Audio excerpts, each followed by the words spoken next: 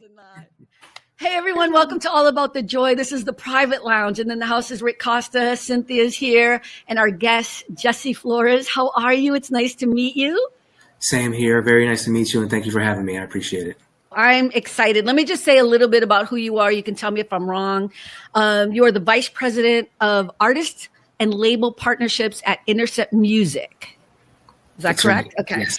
And for people who don't know, it's a digital platform that empowers independent artists and labels through marketing, distribution, and strategic growth.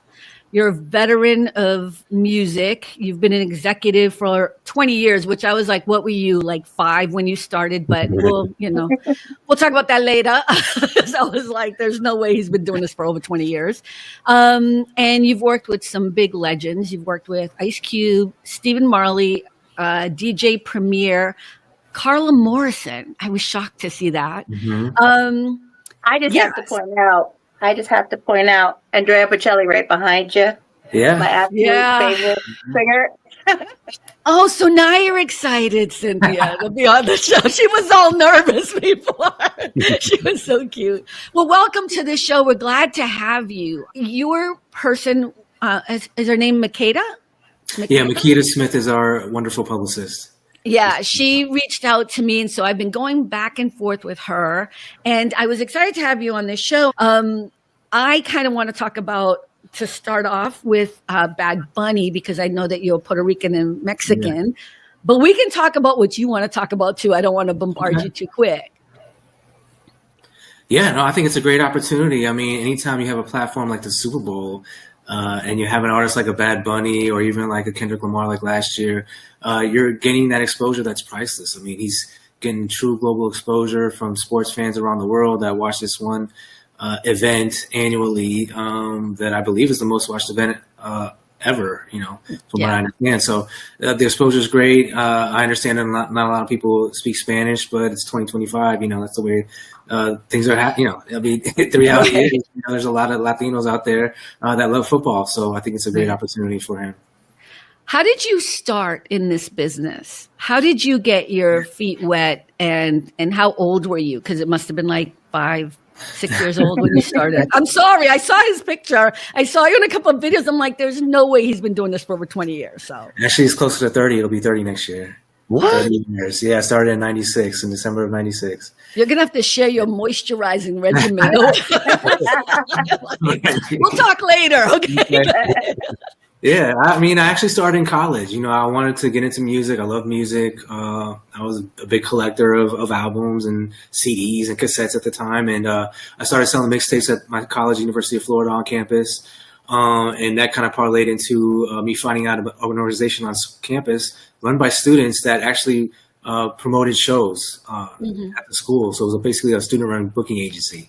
So I joined that, and it wasn't a paid position or anything, but I got to learn like certain aspects of the business and get my foot in the door. We brought some great acts like Notorious B.I.G., Farside, Tribe Called Quest. Wow. You got Lost Boys, Redman, so a bunch of artists that were relevant at the time. And they got a magazine called CMJ. And in the classifieds, there was an opportunity for a college up in North Central Florida for Polygram Distribution, which was one of the big distribution companies at the time. It was one of the majors. Okay. And I interviewed for that. I got it, and I got my foot in the door as a part-time college rep with Polygram. And that's how it started. That's how it started, yeah. We all love music, but a lot of us don't go into it. I mean, are you at all a musician? Do you sing or whatever?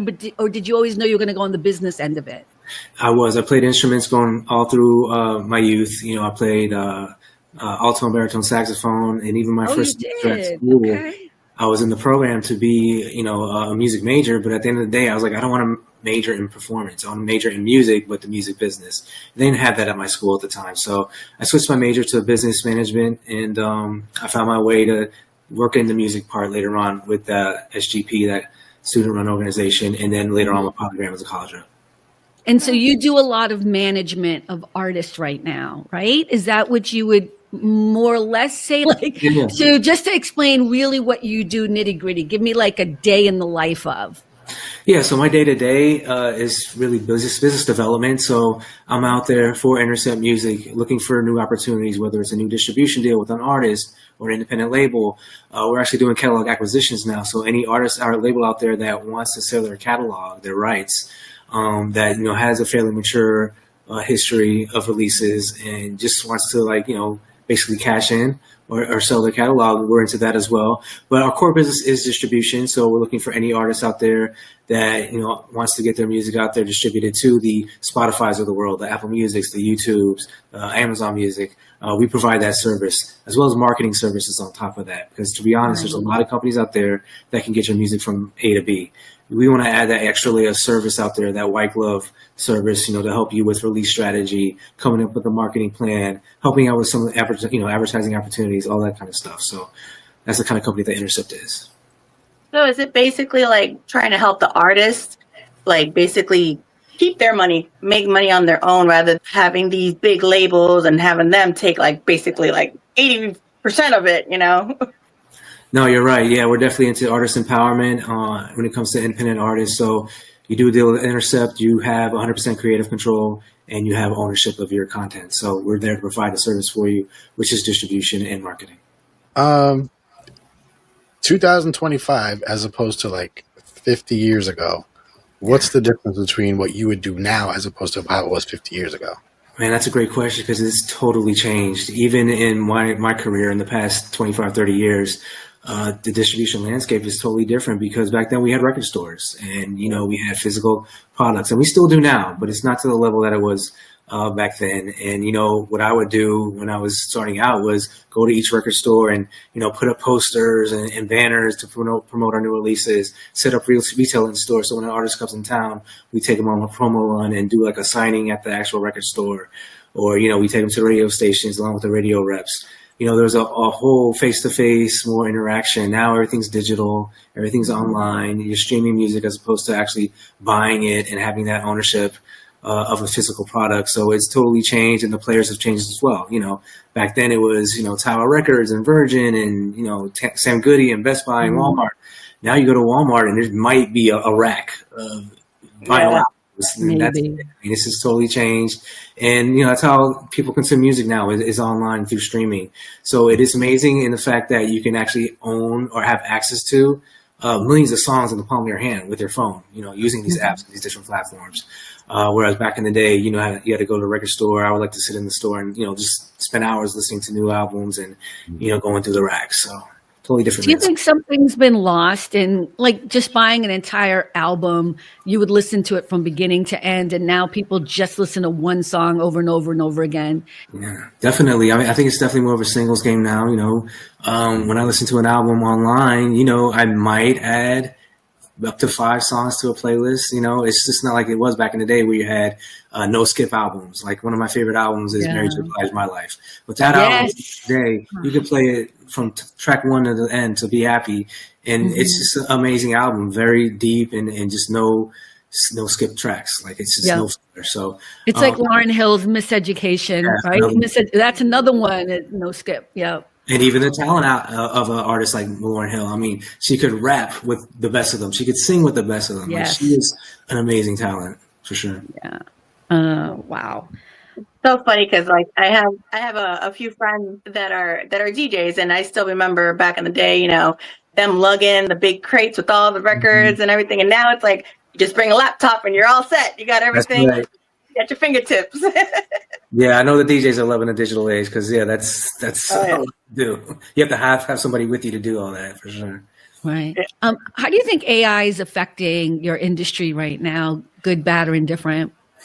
Yeah, I think it varies. When it comes to AI, we actually have AI incorporated with our database and our dashboard within Intercept as a marketing tool. So if you're an artist and you don't have a publicist, you can generate, a press release or a bio using the AI in our dashboard. I think where the difference is when you use AI for content creation. That's a different story because, you're having a computer generated song or track and or artists per se. And it's just, I think it takes away from the human element, so as a company, Intercept, we definitely support the marketing side of AI. But when it comes to content creation, that could lead to potential issues, because when you have AI created content, that could also lead to fraudulent activity at the DSPs and having fake streams and, to go along with that, quote, fake artists. So that's definitely an issue and something that all the major platforms are trying to take a good look at now to resolve. What's one moment in your career that you can pinpoint that kind of changed everything for you, that you knew this was what you were going to be doing? I'd say without a doubt, when I started my job at EMI, which was the mid 2000s, I went from being like a regional sales rep to an actual national position where I was head of urban marketing. And from that, I was able to parlay it into head of business development, where I had the ability to sign distribution deals with artists. And these are artists that I grew up listening to. So they were already established, and most of them were coming off their major label deal. They didn't want to go back, but also wanted to keep releasing music in an independent fashion. And the way we were able to do deals there was, I signed to a third-party distribution deal with EMI. They owned the rights, they had control. We provided distribution, but we also had Capitol Records, one of our main labels, provide marketing services. So even though they were independent, they had Capitol providing radio promotion and publicity and marketing, which was huge at the time. Right. That was a big win for them. What would be your advice for an up-and-coming indie artist? What would be like kind of your beginning business advice? I would definitely say, really sit down and think about, what do you want to do? Is this going to be your career where you want to, make a living? Is this just something you want to do on the side? And if it is something that you're serious about and really want to earn some money at some point in the during your career, you got to have a plan. Like everything you do, you got to have a plan and sit there and really, for the next 12 months, here's what I want to do. I want to release 2 EPs, or I want to release an album or singles or whatever, and then put together a strategy, to approach each platform to optimize the most ability to basically have that major exposure. So say, you put out a release for a single, you want to have a plan for Spotify, a plan for YouTube, because each platform is different. Each platform has different fans. So you want to make sure you want to do that. And then also incorporate a team that you trust and that believes in you, that can help you achieve your goals. And that's what you guys do, right? I mean, that's... Yeah. And that exactly, like a distributor is part of that team, and I call it the Fantastic Five. So it's a good distributor, a good manager, a good publicist, a good entertainment lawyer, and a good online marketing and social media strategist. Having those 5 people or 5 entities in your life when it comes to being an artist are crucial, because you can, go back and forth. You can heed their advice. You guys can throw ideas together, come up with that plan, and really help grow your business. Okay, so what is the biggest shift you've seen in hip hop?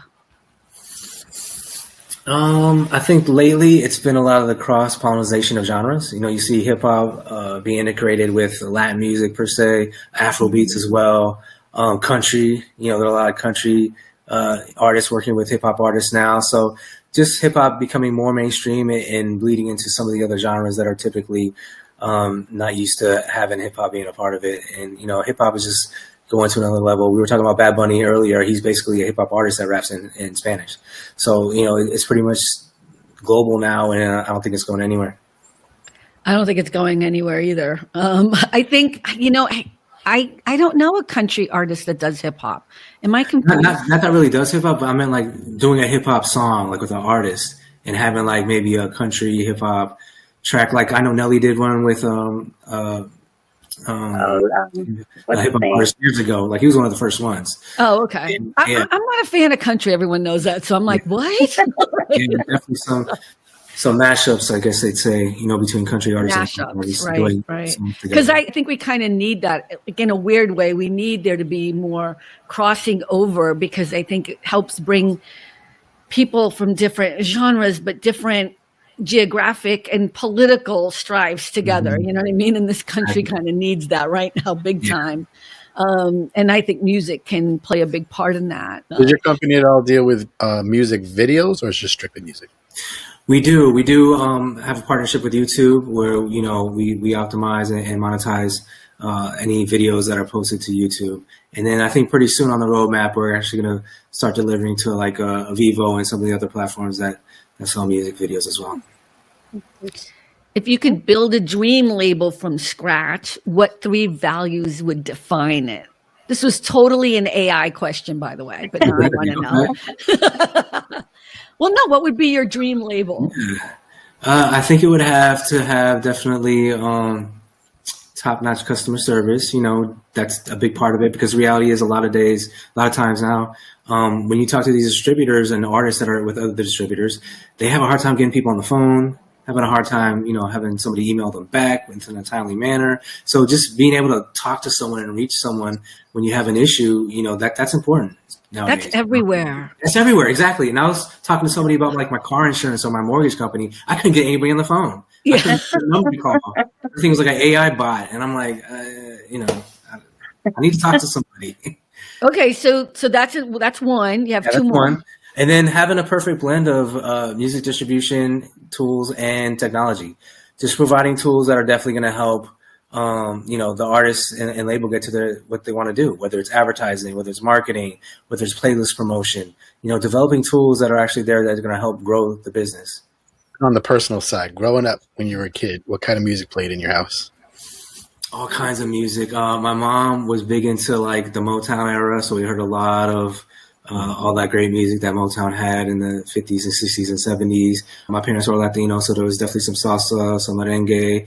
And then I grew up listening to R&B and hip hop, really.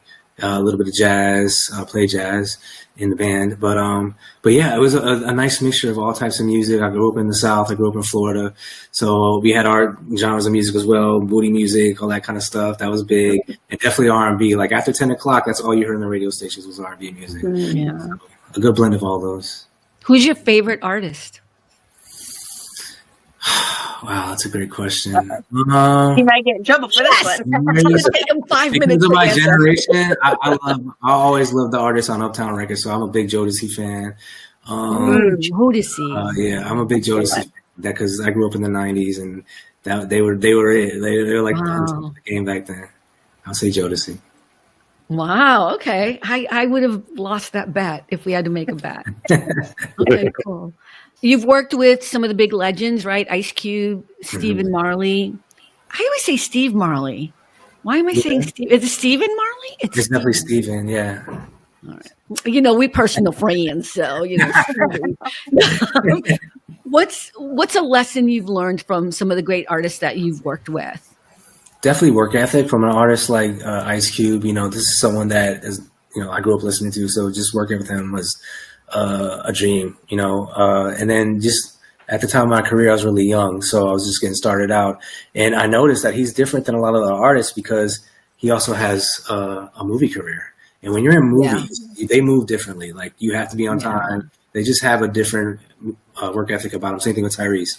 So these people that are not just artists, they're really about their business. They have a bigger team around them. They have more opportunities come about. They, seem to move differently and not sleep, but still be able to function and do what they need to do. So I think learning the work ethic from those type of artists really helped me realize where I could fit in and what I can do better. Have you ever been starstruck by any artists that you've worked with? I wouldn't say starstruck, but I might get a little nervous. Like when I first met someone like DJ Premier, who I really looked up to, I kind of fumbled my words to begin with. And I'm like, oh boy, just did that. But not so much starstruck where I was like, oh my God, I can't talk to them type of thing. It was more so being a little nervous. Is there anyone that would make you fumble in a big way? You know what? Because I felt the same way until I met James Earl Jones. Okay. And I was beside, I meet a lot of celebrities, but that was like one of my heroes. And it was really hard when I first met him. But it was cool. Yeah. But I didn't think I would do that. So I'm wondering, is there anyone that would do that to you? You know what? I think the answer would be different if I was just starting out my career, because I would probably say, yeah, there's so-and-so. But now that I've been in the business for a while, you realize that everybody's human and everybody's just like you in some sort of way, or started out just where you were. So, I was just, I don't think I'd ever be really starstruck, to be honest, at this point in my career. Really? See, I think I would be. I think I would be some people. Yeah. I don't know. I'm trying to think now if I would be, but I think I would be. I think there were a few people that would just throw me. Yeah. I would cover it though, right? I'd be like totally chill, but inside I'd be dying. Really? Inside die, yeah. I think so. I think people like, I mean, you know, may he rest in peace, but like Robert Redford, like meeting Robert Redford would have been really cool. Yeah. You know, Prince, you know, I mean, I love Prince and I never saw him, you know, like I would have been like beside myself. Yeah. I think, you know what, now that I think about it, if I had met Halle Berry in the 90s, I probably would have been starstruck. Crush on her. Interesting. Yeah. Interesting. I may know certain people. I don't know. Can't really talk about it. You know, NDA. But, I'm just kidding, NDA. What's next for you? We're just excited about what's down the road for me, for the company at Intercept, because, you know, we're poised for great growth over the next year or two. Mm-hmm. Just with the, you know, who we're hiring, you know, we're adding people to our team where a lot of the major companies in music nowadays are consolidating and merging. Yeah. And it's an exciting time to be an independent artist. You know, independent record labels and artists own, I think, at least 40% market share now out of the entire music industry, which is crazy to think. Wow, that's I didn't know it was that much, like, really. Yeah, it's like 38 to 40% now of the music consumed is coming from an independent artist or label. That's really good, actually. That's amazing, yeah. That would be amazing if it could happen like in television and movies as well. Like, I mean, I think everything's changing, you know? Mm-hmm. That's amazing. Yeah, definitely. So that kind of inspires independent artists. I mean, saying that, I think is kind of, I don't think people realize that. Yeah, it's true. And that's the reason why I wanted to join Intercept because, you know, I've been working with independent artists for years now, and I see it. And I see what happens when you have results and you work as a team and you strategically grow their business along with what you're doing as a company. And, you know, there's just so many ways that you can, you know, optimize and monetize different content. You have total control of how you want to release things and what you want to release. Like, just the whole independent spirit is something that drives me and something I want to do going forward. Not talking about music, but from a point of view as a manager, as somebody who knows business, what would be your advice to someone who's just starting out in any kind of way, wanting to start a creative career? What would you say to that person? I would say do your research, you know, really go out there and see for yourself what this business is that you're doing. So say if you are an artist or a label and you want to get into the business, you need to start going out to different events and, you know, that some of the companies out there have, like, you know, the performing rights organizations for music, ASCAP, BMI, and CSEC, they constantly have events that you can attend. There's conferences that you can attend because you want to see who is part of the business that you want to be in. You want to see where you fit in, observe, or at least that's what I would do. Just to kind of get the lay of the land. So, you know, you're not going in there blind. That's the first thing I would do. The second thing I would do is mix and mingle and meet people, network, and try and find a mentor. Because that's one thing I would say I did not have in my career, is having a mentor that could kind of take me under their wing and show me the ropes. I didn't really do that, but the type of person I am, I learned on my own and just from, you know, observing and being part of the business. But having that mentor, I think, definitely helps, especially in the long run, because you never know in an industry like music, which is very volatile.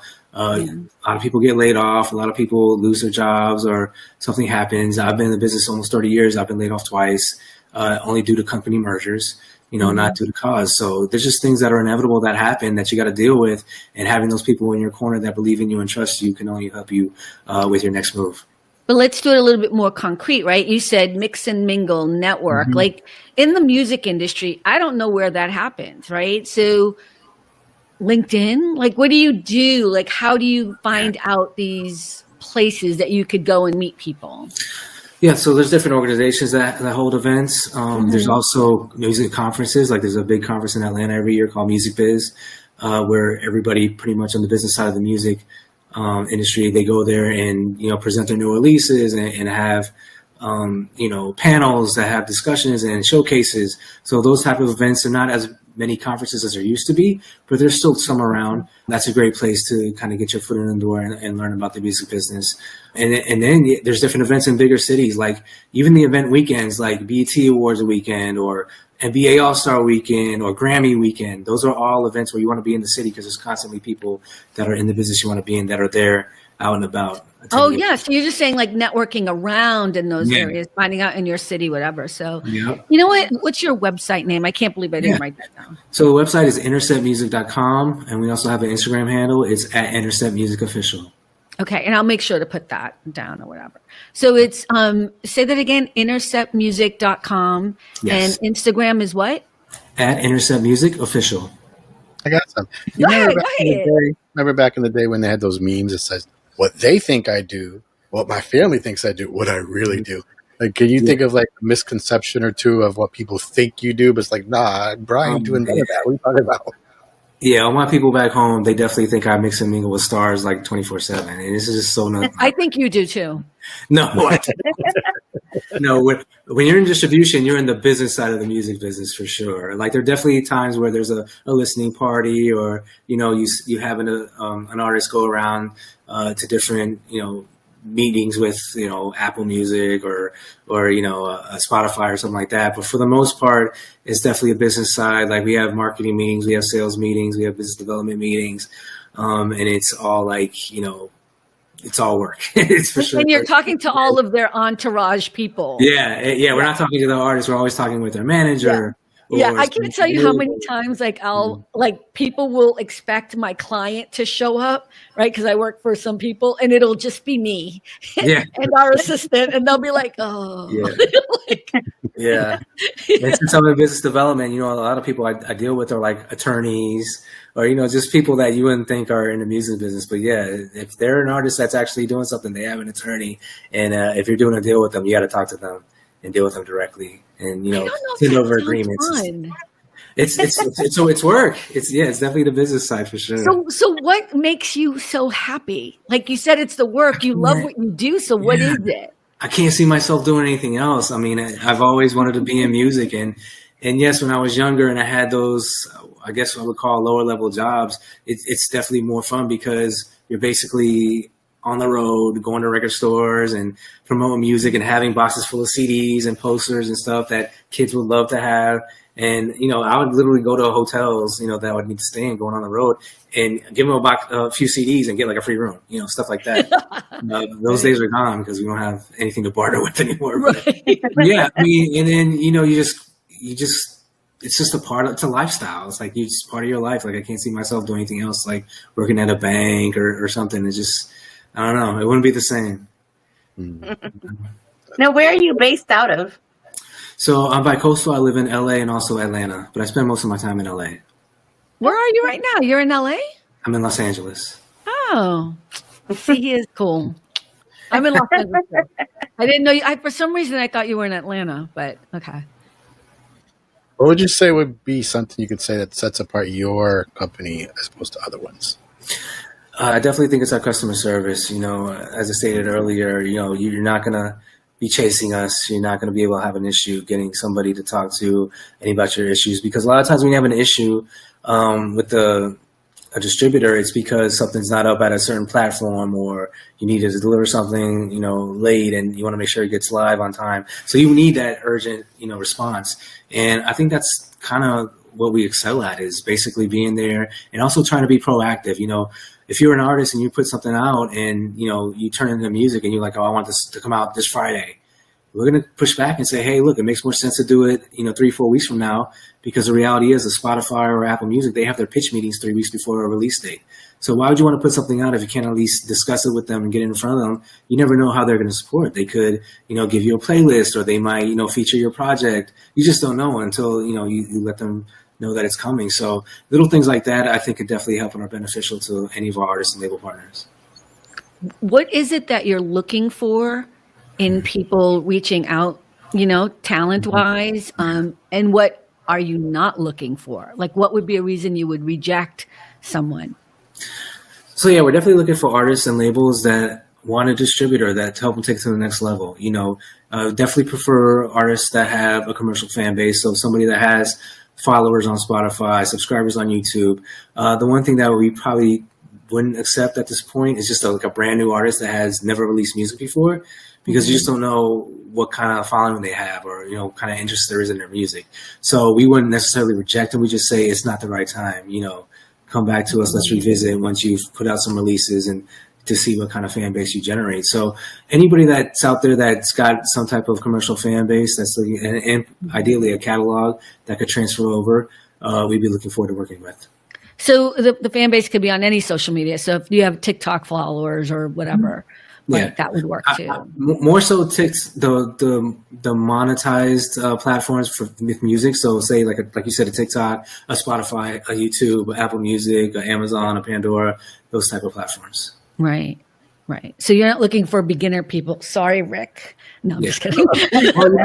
There's distributors for them though. There's like DistroKid and TuneCore. Those are the distributors that work with the DIY type of artists where they're just getting started. And then, once you get to a certain level, you can start generating some sales and some streams. That's when you can look at other distributors. But those guys aren't your competitors? I thought I read they were your competitors. They can be, but they offer different types of services. Like if you're a DIY and you're at a TuneCore or DistroKid, you probably don't have marketing services involved. It's just strictly distribution. So we are a different company that's kind of fits in the middle of a DistroKid and like a Orchard. Right. And again, I think it like for people who are not in the music business, to me, it sounds like complete management. But is that wrong? I think that's management what you do. It's definitely like artist or label management. That'd probably be the correct term for it, because that's essentially what we're doing as a distributor. Right. Right. Okay, cool. What's the youngest and oldest person you've dealt with? Wow, who would be the oldest? I'm trying to think. Not the name, but like the age. Oh, the age, yeah. I think who it is. We probably know who it is. Who's the oldest, yeah. It's not that old, probably in their 50s. And the youngest is teens, late teens. Yeah. Okay, now I do believe that you're in your 30, that you've been doing this for 30 years, because nobody who's really young would be like, young, like 50s. That was your tell. Okay, I believe it now. Yeah. Hey, I'm 1 year away from 50, so. Really? Well, you look fantastic. I'm just saying, we are doing makeup tips afterwards, so you can tell me what you do with your skin cream. If somebody comes and they're 14 years old and they have a huge crowd base or whatever, how much of that role matters, like especially if their mom and dad are heavily involved or not? It depends, because if the mom and dad is like the manager, then I think it definitely is a factor. But usually when they're a young artist that, might be a little mature or might not be emotionally ready or stable to deal with the industry, we usually have like a buffer. We usually have a manager that we deal with strictly. Like the only time we really deal with an artist is like when they're actually there and at like an event that we sponsored or brought to the table. Now there's also the case where you're an employee at a music company and you have that situation. That's a different story, because it can get tough. Like there's been meetings and stuff where people have gotten yelled at and it's gotten tense or a little high stress, or, deal with adversity, deal with crazy situations where you're getting calls in the middle of the night. So-and-so is effing up, how can we fix this? I don't want them on my project anymore. Don't let that guy touch my record, that kind of thing. That happens a lot. It happens a lot. Yeah, exactly. So you have that on both sides, the artist level and on the business side as well. Yeah. It's very painful. No, I'm just thinking about dealing with especially people who are high-end artists. And the thing is that when they get upset, because it takes a lot usually, because by the time, because it's filtered through 15 people, right? Their entourage of people. So if they're upset, it's a whole different ballgame. Yeah. We're now in the weeds. Yeah. And we usually have to fire whoever they're upset about if it's gone that far. I don't know about your industry, but it must be the same thing. Yeah, it's very similar. If they're not fired, say if it's like a product manager, we switch product managers. Like it's somebody else going forward that's going to handle that artist going forward type of thing. So, yeah. This is the background juicy. I haven't seen where everybody's been fired. Right. In the same respects, when everything goes well, you don't usually hear anything. That too. Yeah. Isn't that true? Like if everything goes spot on perfectly, it doesn't matter how hard you worked or whatever, no matter how hard the team worked, you're not going to hear like a thanks, or I'm not saying all the time, but you know what I mean. Oh yeah, it's to be expected at certain times, but yeah, but not hear anything sometimes is a good thing, especially Yeah, no. It's always a good thing. Yeah, that's what you want, but it's so interesting how, and you're saying it's the same in the music industry. It's kind of the same thing when you're dealing with high-end people. It really is a filter of a whole bunch of entourage people. And then, it takes a lot of work to make people look magical. And if it works, it's great. But if it doesn't, it's bad. Yeah, exactly. When you retire, is there something like a dream or a bucket list thing like, oh, yeah, since I retire, I'm doing this? I haven't really thought about that deeply, but I'm definitely all about peace and tranquility in my life. So whatever it is, I'm going to be chilling. Like, I'm a big college football fan. So I'll be watching football in the falls, a little bit of baseball in the spring, and just spending time with my loved ones. Yeah, you know what? It's so funny because I think we all need some peace and tranquility. Yeah. Man, and that is what music gives me every day. What does music do for you?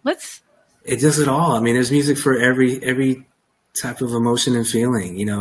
If I want to work out and really get into it, I listen to my run playlist. If I want to just chill and relax, I have like a chill jazz playlist. So it just varies. For any mood you're in, there's a music for it.